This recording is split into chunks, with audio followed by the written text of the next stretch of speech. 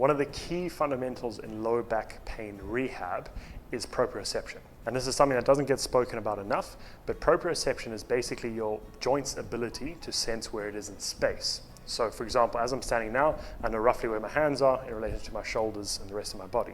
Now, this is something that's commonly talked about in things like ankle sprains or rolling your ankle, but in the back, it doesn't get spoken about enough. So when we're talking about proprioception specifically for the spine, we've got a lot of little muscles that run in between the spinal parts, the vertebra, and obviously the big muscles as well on the outside. But the smaller muscles in particular that run either side here, things like your multifidus, interspinali muscles as well, their job, or one of their main jobs, is to feed back proprioception to the spinal cord in the brain. Right? So when we have an injury to the disc and when we have inflammation around a joint, proprioception gets diminished. So what ends up happening is that the muscle spindles, which are contained in the muscle, and they basically tell the body how that muscle is stretching, contracting, and moving, and that's what gets involved in proprioception. That gets impacted. Those muscle spindles get impacted when you have an injury. So part of the rehab process should be to build the proprioception back. So today we're going to be running through a couple of the proprioception exercises that we use in clinic to help with lower back pain rehab. Okay, so we're going to run through the first one here. We've got our lucky contestant here, Taylor, who's going to be doing it and demonstrating. So the first one we're going to do is single leg standing. Okay, so this is a very easy level, or beginner level to start off with. So what Taylor's going to do is she's going to stand on one leg. She's going to raise the opposite leg up to 90 degrees. So all the way up there. Good. So she's just going to start balancing like this. So we like to start firstly doing 15 seconds with eyes open, and she'll do it on either side, okay? Nice and simple way, just working a little bit of balance in. Now, the key with this one is we're going to get her to do it again, but close her eyes. She's going to go for 20 seconds, and her eyes are going to stay closed the whole time. So Taylor, when you're doing this one, if you feel like you're going to fall over, just put the leg down, but don't open the eyes the whole 20 seconds, okay? So let's go there. 19, 18, 17.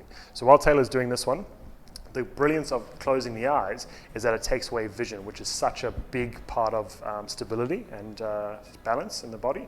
And so by taking that away, we're really forcing all those joints of the leg and her back to work harder. So that's where we increase proprioception. Good, 20 seconds. Now swap it over to the other side. Good, so this is a nice, easy version to start off with. Don't need any special equipment, easy to do at home. I encourage a lot of my patients to do it while they're brushing their teeth at nighttime and in the morning. It's a great way to work on balance as well as proprioception, okay? Now, to make it a bit harder, I'll let Taylor put it down there. What we're gonna do is the earthquake banded walks, okay? So, what Taylor's gonna do is hold this one down by your side there, okay? So, core bracing, we're going to use as needed or as required in this one. So she's just going to use a little bit of core bracing to stabilize. And the key here is to keep in that nice upright posture, okay? With the weight down by the side in a band. Now with the weight in a band, there's going to be a bit more movement going on when she's walking, which is why the band is so great, because it means those little perturbations that happen, the body's got to react to it to stabilize, okay?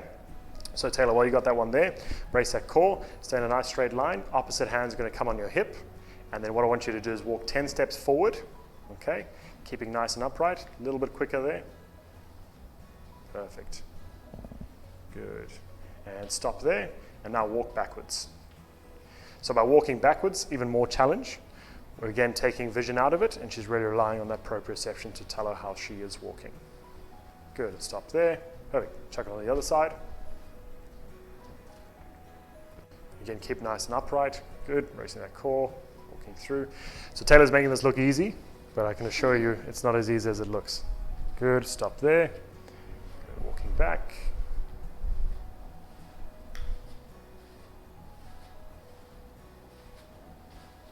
Perfect, and stop there. Okay, so those are the earthquake carries, or suitcase earthquake carries. And so the harder level, or one of the hardest levels, is the earthquake walks. So what we've got is a bar on the top of Taylor's shoulders here.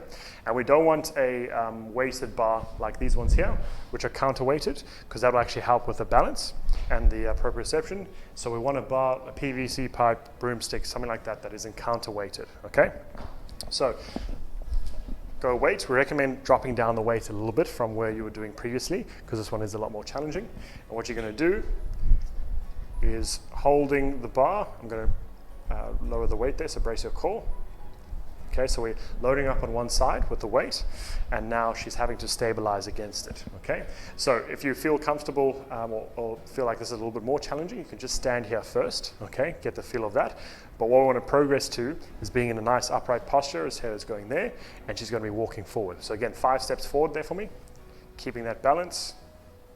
Good. Keep that core braced. Good, and going back. Good, so as you can see, really challenging. Taylor's doing a good job here, and the weight's bouncing around all over the place with the band, and that's the beauty of these type of exercises, that it's forcing the body to stabilize. So then we're going to go on the other side. Same thing here, so she's going to brace her core, and again, she's going to be walking forward. So with this position and setup, there's so much going on for the brain that it's almost forcing the proprioception to work harder. So instead of allowing the body to get the brain to tell it what to do, because it's so preoccupied with walking and all the other issues that are going on, by doing this, we're almost overloading that system. So we're forcing the proprioception to take over and tell the body how to respond to correct itself.